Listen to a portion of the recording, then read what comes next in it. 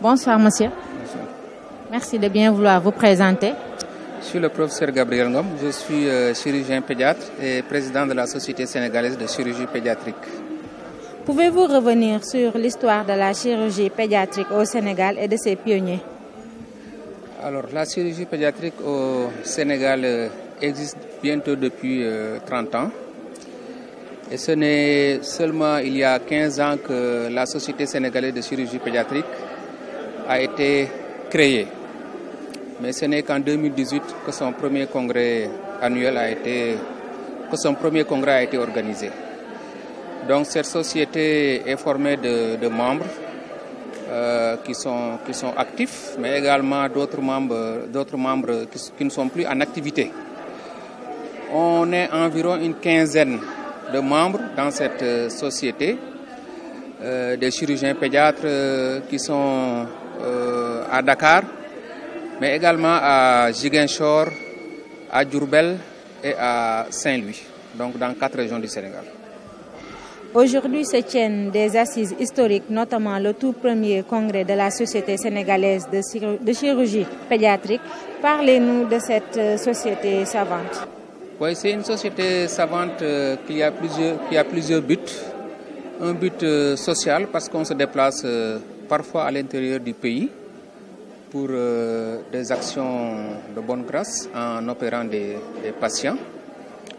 Mais également un but de formation. Parce que on a formé environ une dizaine de spécialistes sénégalais. Mais cela ne suffit pas. Nous sommes toujours dans cette dynamique de formation et nous pensons que dans 5 ans, on va former assez de spécialistes pour pouvoir couvrir tout le territoire sénégalais. La jeunesse relative de votre société laisse présager d'une insuffisance probable en nombre de chirurgiens pédiatriques. Qu'en est-il du maillage national? Oui, au fait, le maillage national n'est pas encore fait. Cet objectif n'est pas encore atteint.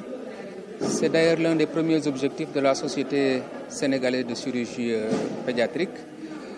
Nous avons un besoin de formation et nous y attelons. Nous pensons que, comme je l'ai dit tout à l'heure, dans 5 ans, tout le pays sera pourvu en chirurgien pédiatre. Comment sont les médecins stagiaires qui sont en formation de spécialité? Bon, ces médecins viennent d'horizons divers.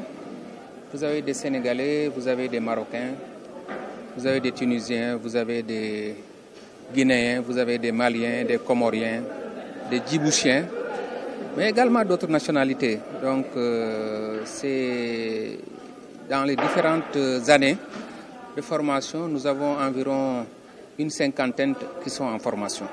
Ouais. Quelles sont les difficultés pédagogiques rencontrées?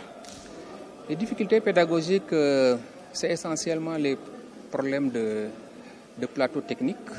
Le plateau technique n'est pas assez fourni pour dispenser la formation qu'on voudrait. Parce que nous avons souvent besoin d'équipements, mais nous n'arrivons pas à avoir à disposition ces équipements. Mais nous avons quand même une formation de base qui permet aux spécialistes qui sortent de pouvoir régler les problèmes de base de la population. Quelles sont vos attentes? Bon, nos attentes au sortir de ce congrès, c'est surtout de pouvoir régler nos problèmes de prise en charge de ces patients en élaborant des protocoles qui sont accessibles à tous et qui pourront être appliqués par tous les spécialistes partout où ils seront. Et les perspectives? Bon, les perspectives de cette société, c'est des séminaires de formation pour les infirmiers, pour le personnel paramédical de façon générale, les infirmiers, les aides-infirmiers, les sages-femmes. Nous avons discuté d'un thème, le diagnostic prénatal, les affections qu'il faut diagnostiquer avant la naissance. Je pense que cela nécessite une formation du personnel qui reçoit les patients au tout début, ou bien qui reçoit les femmes en grossesse, afin que ce personnel puisse être familiarisé avec ces pathologies.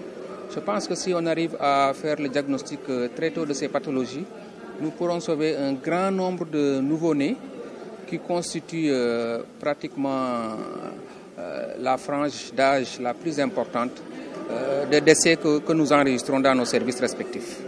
Quel message lancez-vous?